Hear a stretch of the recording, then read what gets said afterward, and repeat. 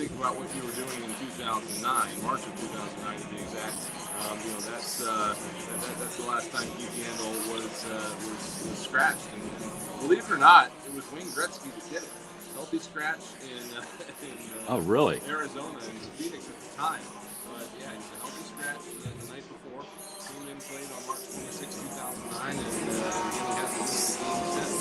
And there's something like only 18 players in the league left that were in the league when he started the streak. He's taken like 27,000 shifts. It's crazy numbers when you look at some of these things involved in measuring this streak. So it's been 35 years since Jarvis has had this record. He broke it in December of 1986. So that's the kind of thing we're talking about here. We're certainly no small feat.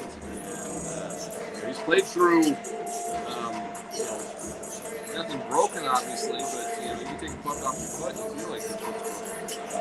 There's several occasions where he's done that. He's got a preseason injury one year that healed the time to continue it. And then he actually took a puck to the mouth back in 2019. All 19. There's definitely some luck involved. I'm sure the schedule lends itself to some of that. Some of those games he did not finish when he started all those accounts. Yeah, I mean, that's amazing. You lose nine chicklets and get your jaw wired shut, and you're still playing in the NHL. By comparison, Flyers' longest consecutive games played streak was Rod Brind'Amour at basically half, 484 games of what Keith Yandel is going to accomplish. And we know the kind of player that Brind'Amour was, right? Right. A guy that always answered the bell, a guy that was so physically fit, Rod the Bod, in the gym before and after practice, the whole thing. And it takes that level of commitment. You look at Keith Yandel, though, Brian, and you don't see this specimen of a human like Rod Brind'Amour, but he must have done something off the ice equally as important as taking care of himself. Yeah, there's definitely some of that goes into it.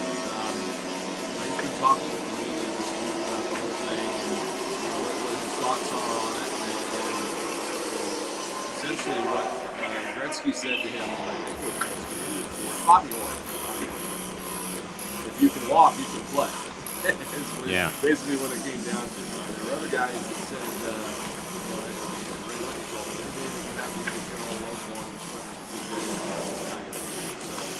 able to take that to heart. He told one story about one of the times he blocked the shot with his ankle, and he thought for sure that was it. He had trainers were working on it until 2 or 3 in the morning, and we finally got it to the point where it was getting the season. He went back to that. Yeah, there's a lot that goes into taking care of yourself, number one, and then number two, I do have a bunch of movies going up.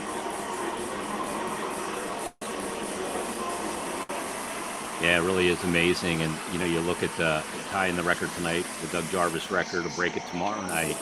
And it's just what a long road that is of so much hockey and answering the bell every night to get out there on the ice. I know his teammates, you look at that and, they know what it takes to play in that league and to have yourself ready and to be able to do all those things. And there is an element of luck there as well, and that you avoid the big injury or you just turn just in time, self-preservation when a big forward is bearing down on you. And he played against some big boys throughout his career and guys that could do some damage. So congrats to Keith Yandel for what would be tying the record coming up tonight. And I'm assuming he'll answer the bell again tomorrow and be back at it once again. But it is the Flyers and the Stars tonight. Bry, nothing more important here. You're playing with 11 forwards and 7D. Nick Seeler's going to play a little wing. Doesn't matter. Just got to come away with a win and wash this taste out of the mouth. Exactly. We've been harping on it for a while now. You know that you're coming out there with a little bit less than a full deck in terms of the roster, and it's just a matter of getting the maximum amount of effort out of the guys who are there. You don't have to sit there and figure out, okay, who's going to compensate for Sean Couturier? Who's going to step up and do what Kevin Hayes to do? That's not the way to approach it. The way to approach it is to take the guys that are there and figure out their skill set and how they can best maximize that skill set under the circumstances. You go out there and try to apply it to catch the hits. Certainly all you can do. That's all players can do at this particular point. Down, I think 8 regulars now, 8 or 9. It's really set us apart. 10 games this season. The total number of games that they've lost in terms of injuries, one guy's out for 10, another guy's out for 9. That total right now is 204.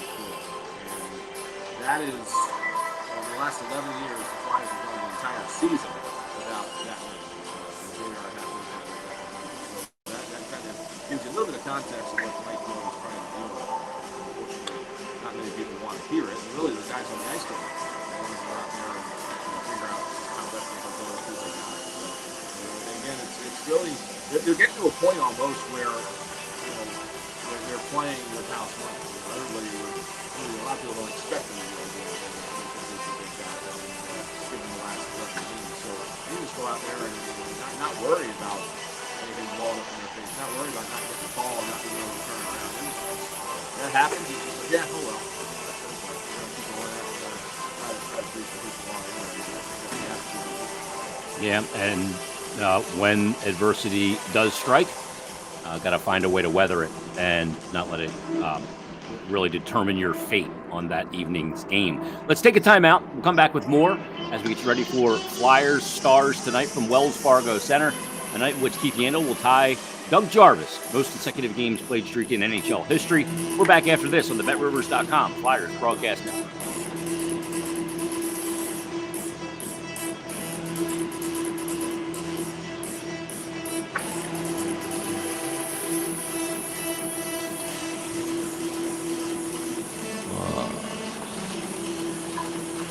I don't know if this is going to work or not. Yeah, I can hear you on the stream. Hang on a minute.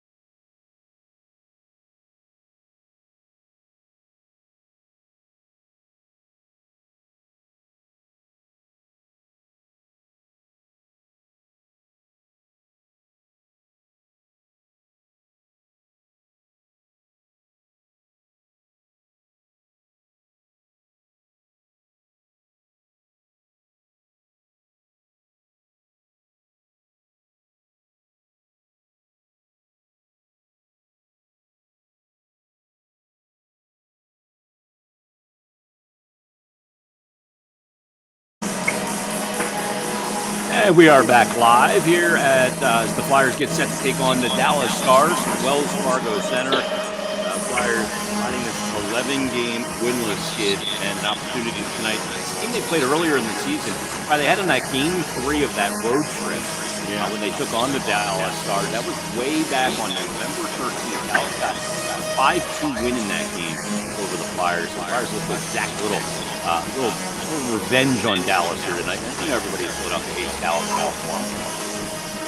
You know, it's very interesting when you look at that because, you know, I think in the NHL, for whatever reason, people look at Dallas and just another team. It's kind of that way in basketball. I don't know why you know, obviously they were in the same division forever. You know, they've been in the same division forever, but you know, it just doesn't carry over as much in other sports. But you know, when the Flyers went there on the road trip that they were on, it really was just one of those things that you see every year where you get a bad break in the schedule, just from the standpoint of back-to-back on the road, first in Carolina, then they had to travel to Dallas. That's a 3-hour flight, and you know, there's a time change involved that messes you up.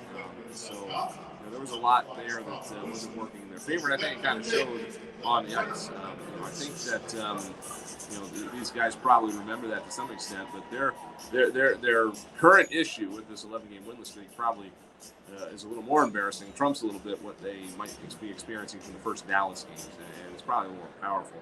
So combine the two of them together, and I really hope we see an inspired team tonight. Yeah, Dallas right now, they've been a Jekyll and Hyde team. 38 games played, 20-16-2, 42 points, 6-4 in their last 10, and they are sitting in the 5th spot of the Central Division. But when I look at their schedule, I mean, it is really wild. They lost 6 of 7 from October 25th to November 10th. Then they won 9 of 10, including that first one against the Flyers. That was the first game of that stretch for them. Then they went on to lose 5 in a row. Then they went on to win 5 in a row and 6 of 7, then lose a bunch, and then now they've won their last 2. So they're one of those streaky teams as well coming in here tonight. They beat Buffalo and Detroit both on the road. Tonight's game 3 of a 3-game road trip for them. They'll wrap it up coming up tomorrow night in New Jersey, but got to take care of a bit of a road-weary team here for the Flyers tonight as well. Yeah, and you know, again, they hope that perhaps they can play into that the way it affected the Flyers last time when they were in Dallas. You know, it's the same situation. Teams are bouncing around, and you know, it's not a good time to travel. Being January, especially if you're from the South, you come up here, and it's, you know, you go outside and it's miserable. And I know that all these guys are Canadian, they're all used to it, yada. But still, you get a little bit spoiled when you live in Texas in the winter. So, you know, there's some stuff going with the Flyers in that regard, but. You know, this is the team again that you know, regardless of who they're playing, what the circumstances are, need to do the simple things, and you know, that involves trying to play. You almost want to try to play this like a road game to some extent. Keep it simple in the defensive zone. Just, you know, make sure you're limiting the chances, and then, you know, going the other way. You know, try to, you know, not be too cute. Just get a lot of pucks on net and hope that some good things happen. I think that's kind of where this team is right now. Yeah, I mean, Dallas has some high-profile names and talent. Guys that, you know, Joe Pavelski is having a great season for them, leading them in points with 43 in 38 games. Joe Pavelski's, what, 38 years old? Yeah. I mean, that's incredible. He could be a deadline pickup for somebody if they decided to sell as well. He's in the final year of that deal that he signed after leaving San Jose for all those years. He's got 16 goals, 27 assists. Jason Robertson, also 16 goals. Rupe Hintz, 17 goals. But you haven't heard me say the name Tyler Seguin or Jamie Benn yet. Seguin's got 12 and 19 points, and Jamie Benn's got 9 and 17 points. Usually those are the guys that need leading the way, but they're getting some new faces in the mix. And that's exactly what Dallas needs to do at this point where they're at. I mean, Jim Nill has been doing very well with this team over the years, but there's no denying that some of their central pieces are getting up there. You know, you've got guys that, you know, that have been in this league now for upwards of 10, 15 years. You know, you've got a handful of guys on this team with birthdays in the 80s, which doesn't seem like very old, but it's quickly getting there. You know, so this is a team that, you know, when you look down at their roster, we have papers that tell us this. Average age of this team is 29 years, 29 years old even. And that is almost 2 full years older than the Flyers are in terms of average. So that kind of gives you an idea of what you're looking at with that team. And so from Dallas's standpoint, it's very good that they're starting to get some contributions from some of these younger players. They want to try to ease their way into it. Of course, there's the guy that has been a little bit of the center of the chatter around the Flyers in the last couple of weeks. Myrtetus, of course, was one of those picks that went after Nolan Patrick in the 2017 draft. So you get a chance to see him and what he's bringing to this team. But they are getting a lot of offense from a lot of different sources, and that's been basically the key to their success this year. Yeah, absolutely. We'll talk about the Flyers lines and matchups tonight, and we'll talk about the goaltending matchup as well. Stay tuned. We'll take a timeout. Come back with more here on the Flyers pregame show, taking you right up to countdown the face-off for the Flyers and the Stars. We're back after this on the BetRivers.com Flyers Broadcast Network.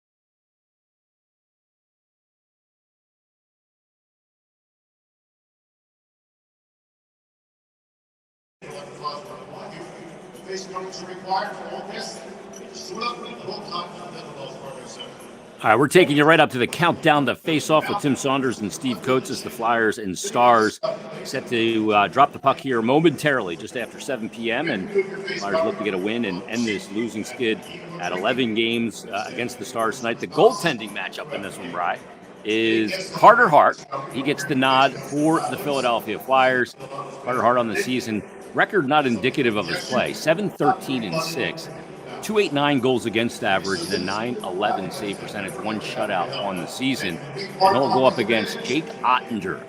Now, Ottinger, how about this? His save percentage, 905. Goals against average, just a little bit better than Hart's at 2.73, but a 9-4 record.